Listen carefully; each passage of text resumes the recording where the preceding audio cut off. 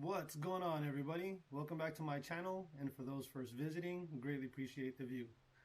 As most of you guys can see, the last couple videos that I wound up having loaded up had nothing to do with reptiles or roaches. Instead, it wound up showing some video footage of me taking the family back over to Japan, in which I lived 5 years of my life back in the day, even graduated high school out there. But like I was saying, I got to take my family back out there to have them experience it for the first time, as well as capture some pretty amazing footage that I feel needed to be recorded, and decided to share that stuff with you guys. Hopefully it wasn't too much, but it is just me trying to use this Osmo Pocket that I wound up purchasing, and kind of trying to get my editing skills kind of together. So in today's video, what I'll be doing is not only doing a sort of my breeder bin.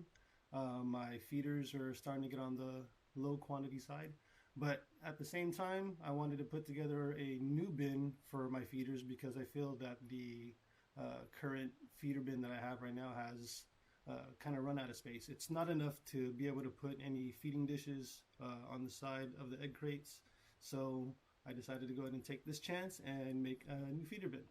So before I do that, let me go ahead and show you guys some of the items that I feel are kind of necessary.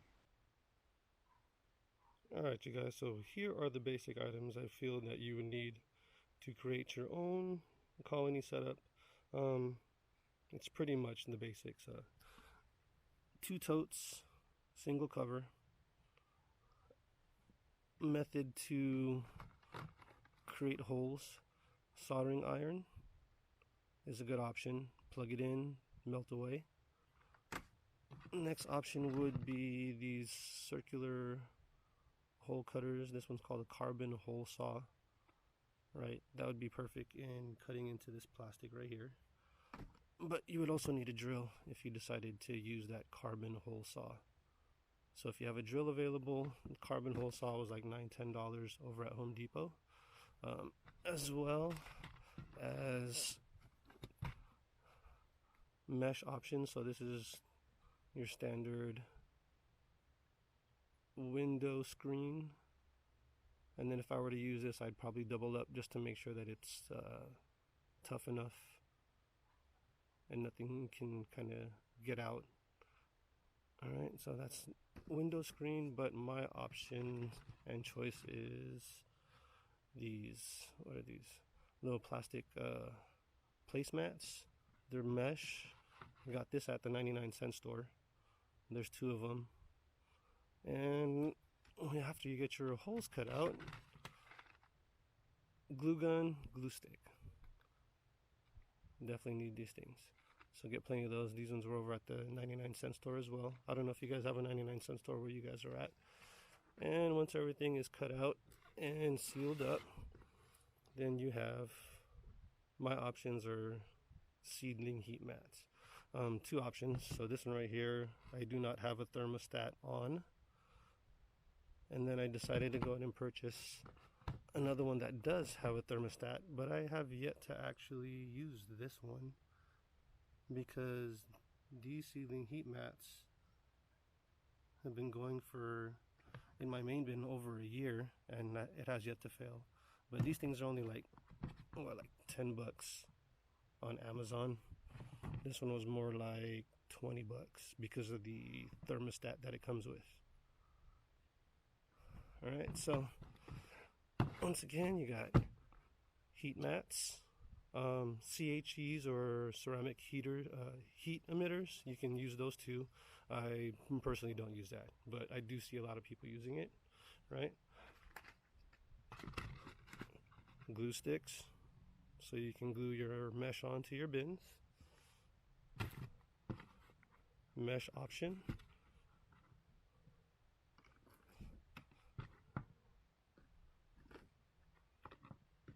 Option number 1 to create ventilation: drill and circular hole. And other option, soldering iron. Alright, so once that's all completed and done, the other option or other item that you will definitely need are, where are we at? egg crates. And this I also bought off of Amazon. Cascades. It was 140 pieces for like 40 bucks. The Guardian. Alright, so that I don't bore you guys too much, what I'll do is go ahead and skip out.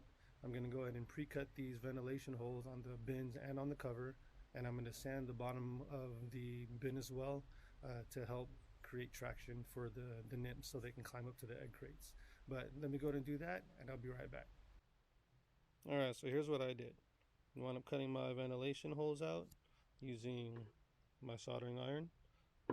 I wound up using the little cutouts that I had as templates, and I wound up cutting out my mesh already, and as you can tell it's a little oversized compared to the cutout, just to make sure that it does make contact here, and when I glue it I will be sealing the top and on the bottom side as well.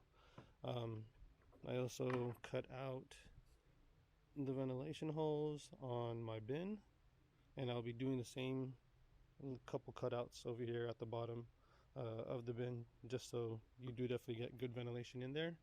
And as well, I wind up sanding the bottom of my bin. For those of you that wind up being concerned about the roaches flipping back over or not being able to get out of these little grooves, sanding it with sandpaper is definitely the best way to do that. Alright, so we have the mesh that's like I was showing you guys earlier. This is the one that I choose to use. My glue sticks, so then I can go ahead and get this mesh glued in place. My heat mat that I will be putting in between the two bins, and my egg crates, which I had cut out and measured the best that I can to maximize surface area. As you can see, I wound up cutting out a couple notches, extra notches, kind of to create pathways for the dubias to get from one egg tray to the next. But this one definitely has a lot more space than the current feeder bin that I have, and once this is completed, I'm definitely going to be happy about that. So final piece for me to do is to go ahead and glue this whole thing together, and once I have that completed, I'll go ahead and show you guys the finished product. So let me go ahead and take care of this gluing, and I'll be right back. Alright everybody, so I'm all done now. The only thing different from what you saw previously is I spray painted the cover black, but as you can see, everything is all sealed up. Alright, and my bin is technically ready. The only thing I need to do now is place the heat mat in between the bin below, add my egg crates, and voila. Last thing that I'm going to do before I actually start introducing any dubias into my bins is I will be rinsing out both the bin and washing off the cover, just to make sure there's no additional chemicals left on the bin. Hopefully this was somewhat helpful to those that are first getting into starting a dubia colony, and just to kind of give everybody an idea as far as how I create my bins. Alright, so that right there will complete the bin setup. I'm happy. At least it kind of matches the current setup that I have inside the garage, and at the same time creating a little bit more space for my feeders. Like I was mentioning, I was in Japan for a week. In doing so, I had to leave my boy Weasley here as well as Precious. Over at our local pet store, Pet Kingdom, greatly appreciate the care that you guys wind up giving over to my reptiles right here. Not only did I leave the dragons over at the pet store, but I wound up donating a bunch of veggies over to them, as well as some dubias, and just to kind of make sure that my dragons were taken care of. But a week later, we're back, picked them up, and it's as if nothing ever changed, exact same. But let's go on to the second part of this video, which is me doing a quick sort of my bins.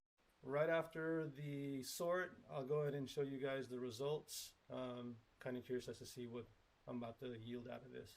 But before that, greatly appreciate the view, guys. Hopefully you guys enjoyed not only this video, but at the same time the videos that I want to posting up about Japan, Anything that I want to posting is definitely going to want to be clean and hopefully interesting at the same time. I think Weasley sees himself right now. But in any case, greatly appreciate the view, you guys. If you liked it, share it. If you're already subscribed, greatly appreciate the view again, or the subscription. But you guys take it easy, and I'll talk to you guys later. All right, you guys. So I have my bin set up. Breeder colony on the right, feeder bin at the top, and 2 empty bins at the bottom. Once I get the adults separated, I will be putting the nymphs directly into that feeder bin. So bear with me. Let me go ahead and get this sort started.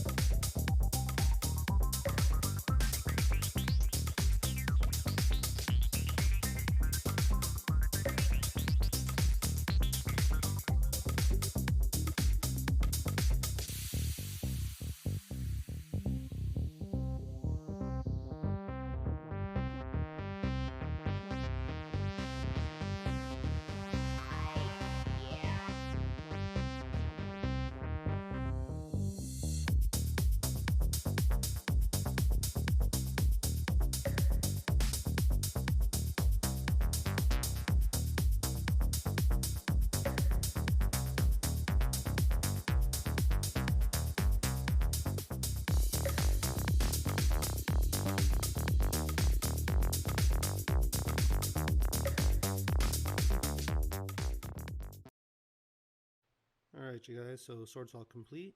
Wind up having 49 males and about 210, 215 females. The last time I wound up doing a video, I was like roughly 17 to 20 males, and with the females, I was like in the 150 to 170 range. So it looks like a bunch of the extra large nymphs that I wound up putting into the bin molted into adults, and pretty happy about that. All right, so let's go ahead and take a look at the nymphs that I wound up collecting from the bin. I wound up cleaning out my feeder bin as well, placing some new egg crates. Let's take a look and see what I got.